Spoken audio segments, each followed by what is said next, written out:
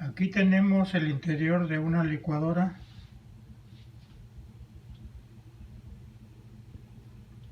Y ahorita vamos a proceder a cambiarle una parte muy importante, que es el cuadrito este que se ha barrido y ya no puede agarrar la base del vaso para dar vuelta y licuar, mover.